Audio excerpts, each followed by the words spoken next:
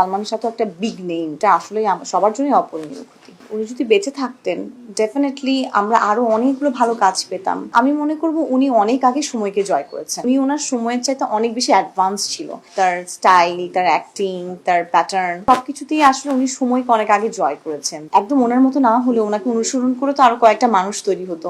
অবশ্যই সেটা অপূরণীয় ক্ষতি। সালমান শাহ তো একটা বিগ নেম, উনি সবার জন্য। আমি মনে করব উনি অনেক আগে সময়কে জয় করেছেন। উনি ওনার সময়ের চাইতে অনেক বেশি অ্যাডভান্স ছিল। তার স্টাইল, তার অ্যাক্টিং, তার প্যাটার্ন সবকিছুতেই আসলে উনি সময়কে অনেক আগে জয় করেছেন। উনি যদি বেঁচে থাকতেন ডেফিনেটলি আমরা আরো অনেকগুলো ভালো কাজ পেতাম। একদম ওনার মতো না হলে ওনাকে অনুসরণ করে তো আরো কয়েকটা মানুষ তৈরি হতো।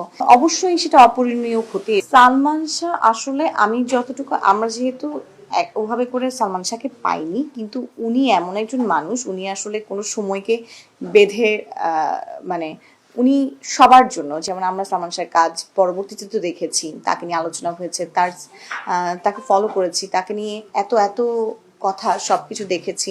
তো আমি মনে করব উনি অনেক আগে সময়কে জয় করেছেন। মানে উনি ওনার সময়ের চাইতে অনেক বেশি অ্যাডভান্স ছিল। তার স্টাইল, তার অ্যাক্টিং, তার প্যাটার্ন সবকিছুতেই আসলে উনি সময়কে অনেক আগে জয় করেছেন। উনি আসলে আমাদের অ্যাসেট মানে ছিলেন, এবং আমরা এই জায়গাটা আমার মনে হয় উনি না থাকাতে অনেক বড় একটা গ্যাপ বাংলাদেশ সাফার করেছে অনেকদিন।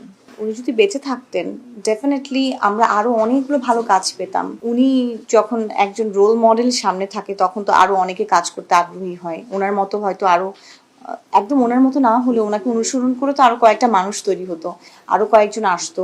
অনেক গ্যাপে গ্যাপে আমরা কিন্তু দেখেছি ইন্ডাস্ট্রি অনেক গ্যাপে গ্যাপে এক একজনকে পেয়েছেন। তো অবশ্যই সেটা অপূরণীয় ক্ষতি, এটা কখনোই তো পূরণ হবার নয়। যে কোনো কারোই শূন্যস্থান আসলে পূরণ হওয়া তো পূরণ হওয়া পসিবল না। আর সালমান শাহ তো একটা বিগ নেম, সো এটা আসলে সবার জন্যই অপূরণীয়।